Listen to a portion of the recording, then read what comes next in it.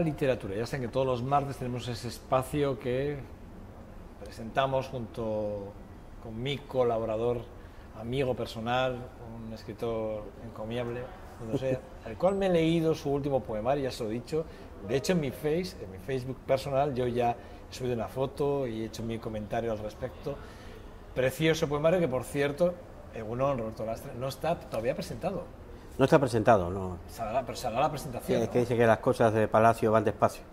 Pero se hará la presentación, ¿no? Sí, haremos una presentación oficial. O sea, ¿es un privilegio? O sea... Sí, tú ya has leído el libro. Yo lo que quisiera hacer como una especie de recita, leerlo. Precioso, ¿eh? Es muy bonito. La verdad es que me ha encantado, ¿eh? Fíjate que me he leído poemarios y me ha encantado, ¿eh? Felicitarte, por mi parte, por lo que me he leído. Pues te lo agradezco porque siempre es importante, ¿no? Aquí que tenemos a José Miguel Boal. Importante. José Miguel Boal, señor, que vamos a entrevistar ahora mismo. Bueno, ya saludamos, José Miguel, ¿qué tal estás? Buenos días, ¿qué tal estás? Bien, con esta nueva experiencia que no he estado nunca delante bueno, pues mira, de una cámara. Mira, pues me alegra que sea en esta televisión, además la local, la de Vitoria. Eso es. Que me alegra mucho. Bueno, la verdad es que José Miguel me mandó este libro que tenemos aquí, ahora vamos a hablar de él, es En los pliegues del viento. Es una novela, está en los años 70, después de Cristo, ¿no? Después de Cristo, Jerusalén, creo que es donde nos vamos a centrar. Yo cuando recibí la novela, me leí, la sinopsis un poco que tienes detrás del libro, la leí, me gustó, dije, pero no tengo tiempo, porque no tengo tiempo literal para poderme dedicar a la lectura, salvo que tenga 5 o 6 días seguidos que pueda dedicarme a leer. Pero me leí lo de Roberto, sinceramente, porque es muy escueto y en una sentada prácticamente lo lees. Sí, es un poema. Sí.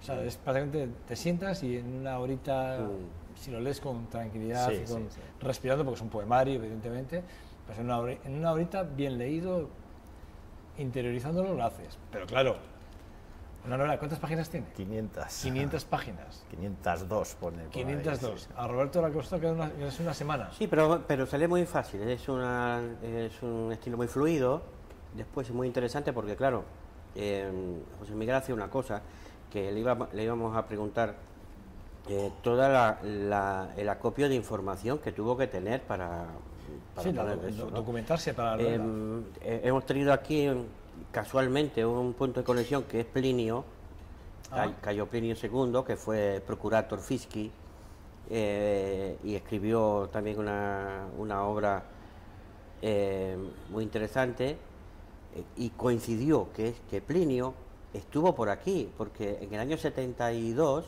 lo nombraron procurator en las Galias y en Hispania, y pasó por aquí. Entonces, a mí me entusiasma mucho que personajes importantes hayan pasado por Álava o por el País Vasco, ¿no? Porque entonces él lo utiliza, ese personaje real, ese personaje histórico, Plinio, lo utiliza para calzar un poco la historia de este niño que es el protagonista, un niño que esclavizan y lo traen aquí, porque me he enterado de una cosa. En la contraportada del libro dice que lo traen como hurón. Como hurón, sí. Y yo no sabía qué cosa es el hurón, y estuve en la presentación de este libro en la Casa de Cultura, y José Miguel contó que hurón era lo que metían en los agujeros más estrechos de las galerías de las minas, ¿no?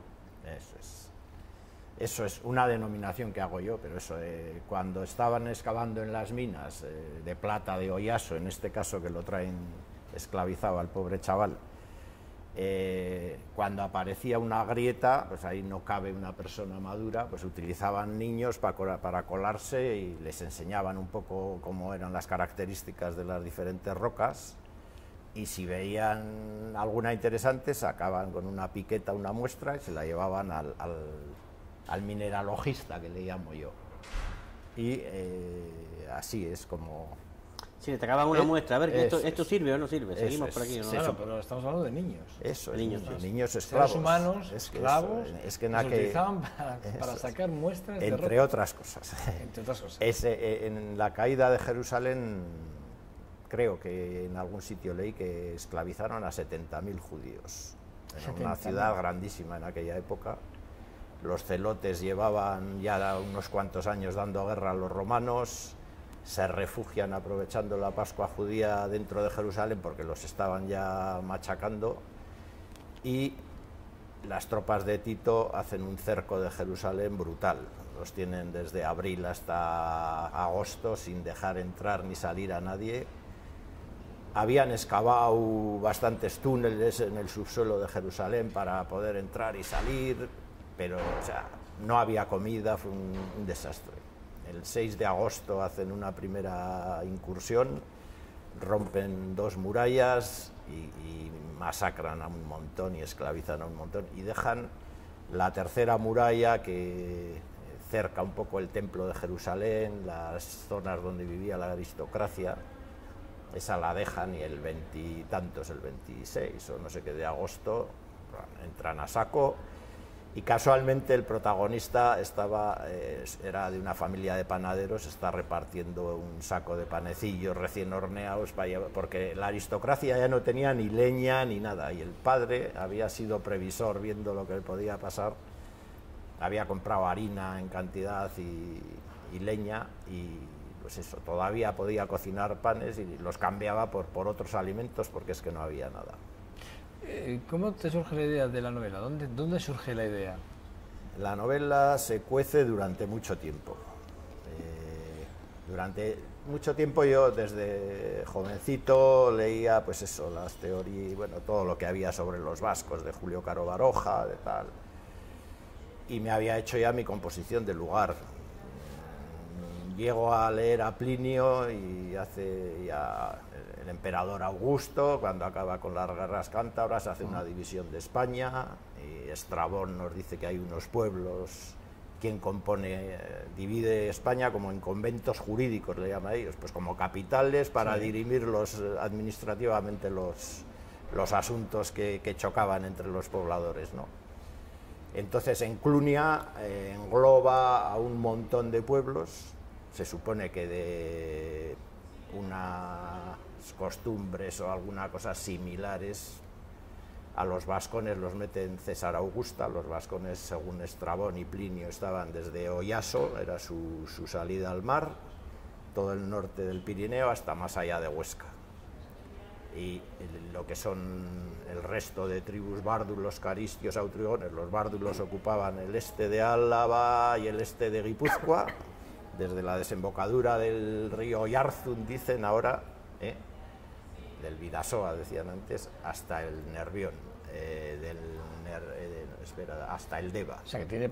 Los caristios del Deva hasta abajo de Álava. Ajá. Y los autrigones desde el Nervión al Lasón, me parece que es.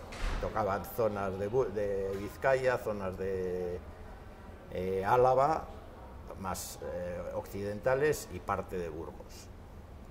Entonces, esa división, yo decía, bueno, si los de aquí son vascones igual que los otros, lo lógico es agruparlos en un mismo convento jurídico. Los romanos eran muy listos, de tontos no tenían un pelo. Pues ahí surge un poco, y viendo por dónde iba la calzada 34 y tal, digo, joder, si yo he nacido en Alsasua y allí nadie me ha dicho que por aquí pasaba la calzada 34. Hay una incultura terrible de esa época, y me fui documentando, leyendo hasta que... O sea, José Miguel, es parte muy importante novela histórica. Sí. Todo el entorno, bueno, os contaré algunos detalles. El entorno está bien documentado.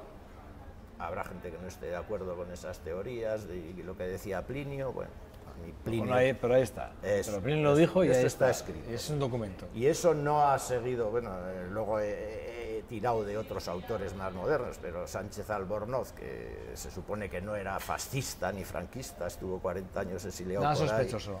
Nada sospechoso. Y era un ratón de biblioteca, y tiene unos trabajos que yo creo que derivan bastante de eso. Incluso uno de los mapas he utilizado la división bárdulos, caristios, autrigones, me he aprovechado de él.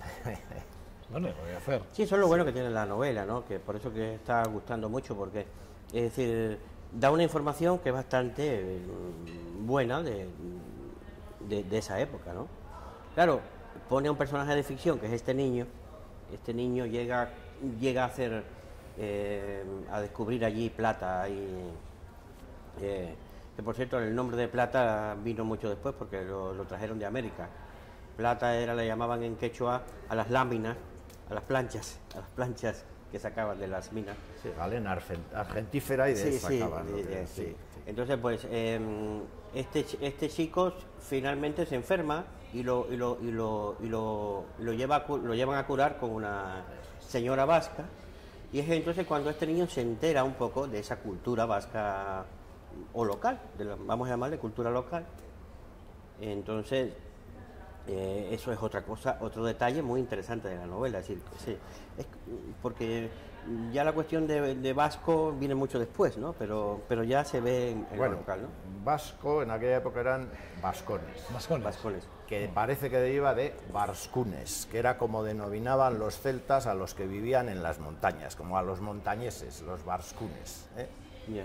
Entonces, en una de las incursiones, como ha dicho Roberto, aparece una grieta, y en una de esas incursiones tiene un accidente, se le derrumba todo, es un día de tormenta, no está el médico de la explotación que ha ido a Oyaso, y lo tiene que llevar, bueno, el jefe del mineralogista, pues basta que le había hecho el descubrimiento eso, porque si no lo habrían dejado morir. Lo lleva y lo intenta curar a donde hay una curandera que habían utilizado en otra ocasión para un soldado.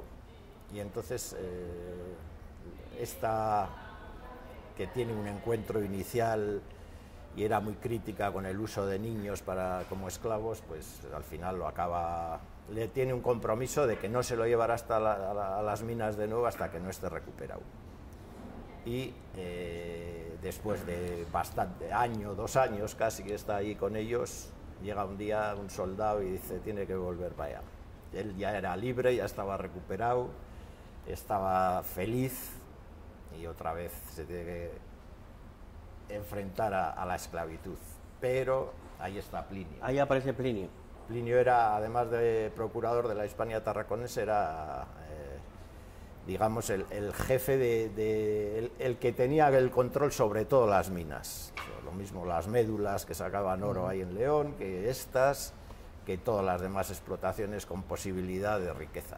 Y le cuenta, te voy a ofrecer la libertad por lo que has hecho, mi regalo va a ser que te voy a enseñar a leer y a escribir, que eso es lo que te hará de verdad libre, y a cambio tienes que, cuando aprendas a leer y a escribir, con el apoyo de un colaborador mío, te vas a mover por toda la calzada 34, porque hay una explotación de sal ilegal que yo sitúo en Añana para darle bombo, porque creo que se merece nuestras Salinas un empujoncito.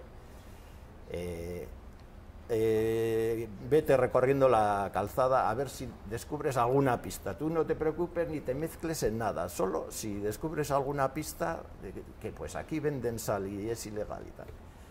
Y acepta, y ahí inicia una aventura que hace un recorrido desde Pamplona con Paelo, y hace un recorrido por toda la calzada 34, se desvía en algunos puntos y recorre Aracaeli, Alba, en Álava ya, Tuionium, Alegría de Ulanchi, Alba se supone que era por cerca de Albeniz, Guino, esa zona,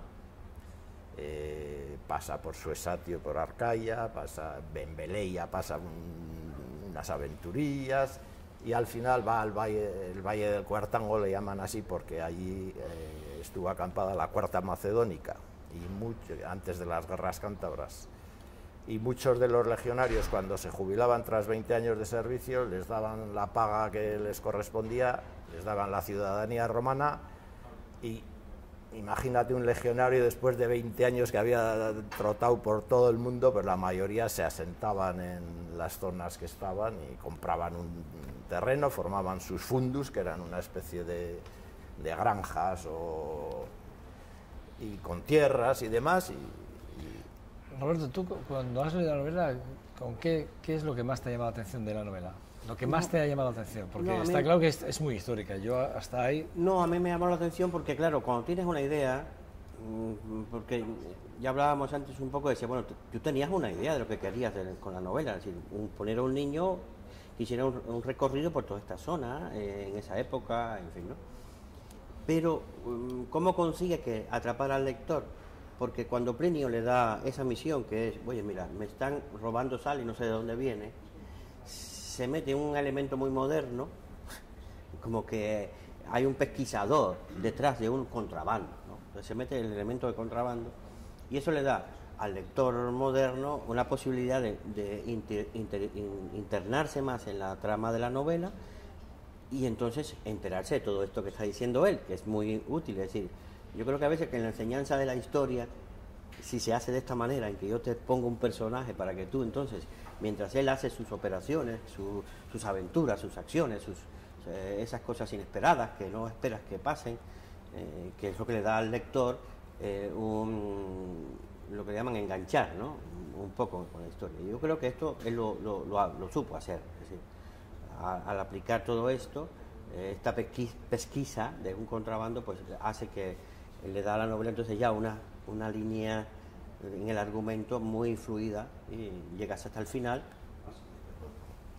enterándote de todo, es decir, de todo esto que subyace, que yo creo que es el objetivo de él. Es lo que quería, yo creo que es, aparte, es decir, no contar algo que todavía existe, que es la esclavitud, el trabajo infantil y la explotación del trabajo infantil, sino hacer ver a la gente de hoy cómo era este territorio en época romana. ¿Por qué? ¿Por qué en los pliegues del viento? ¿Por qué el título? ¿De dónde viene el título? En la novela subyacen dos cosas. Una es el espíritu de superación de un chaval que no pierde el norte, él está viviendo de esclavo, está pasando las canutas, pero su familia está ahí. Él no sabe si están vivos porque no voy a destriparlo del principio. No debes. Y él, su única obsesión es regresar algún día a Jerusalén para intentar encontrarse a su familia. Y ese espíritu eso es lo que le mueve a seguir vivo, a seguir para adelante siempre. Y otra que subyace en la novela, igual y también un poco en mi personalidad, es la insoportable levedad del ser que decía Kundera, que comenté el otro día. Y yo, eso es los avatares del destino, ¿no? Que tú te vas moviendo y de repente eso, sales ahí, te atropella el coche que va dando marcha atrás y tu vida da un giro de 180 grados, ¿no? Esas dos cosas, y de ahí surgió en los pliegues del viento, porque en una de las escenas le dice la mujer de un senador romano, le dice, eso decía mi padre, que el destino viaja en los pliegues del viento, que no hiciéramos planes, ¿no? En los pliegues del viento es donde viaja.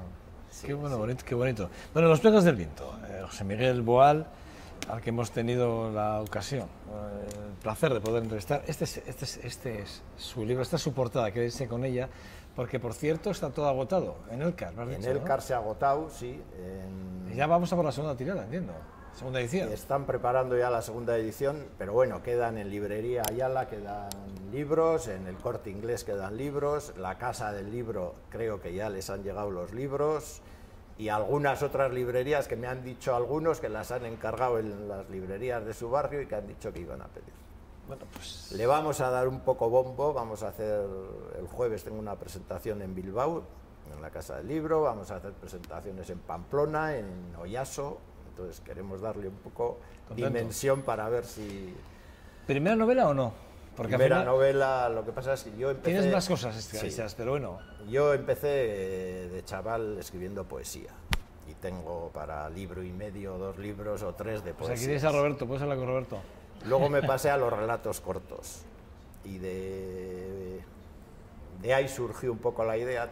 Te voy a contar, porque Brevemente, José sí, Miguel, mucha no, gente me dice, ¿por qué has utilizado un niño judío? Pues porque mi hijo el pequeño es un forofo de mis escritos y en un verano cuando tenía 15 o 16 años, tienes que escribir, pues ¿por qué no escribes tú? Y entre los dos empezamos una novela y la iba haciendo él. Tú dime que pues era de un judío que vivía en las afueras de Vitoria y tal, y escribió 3 capítulos y yo ahí le corté, dije, ahora sigue, que ya has empezado.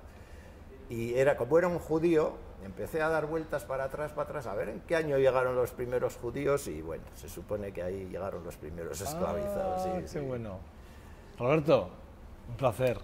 Sí, sí. Un verdadero lujo, ¿no? Sí, no, y todo libro nuevo es una realidad añadida a la realidad. Y es un motivo de conmemoración, de elogiar al que lo ha hecho, porque es verdad que tiene mérito. Roberto, gracias. Muchas gracias Muchas gracias. por el trabajo hecho. En los pliegues del viento, Miguel Ángel Boal. Muchas José gracias. Miguel. Perdón, José Miguel Boal.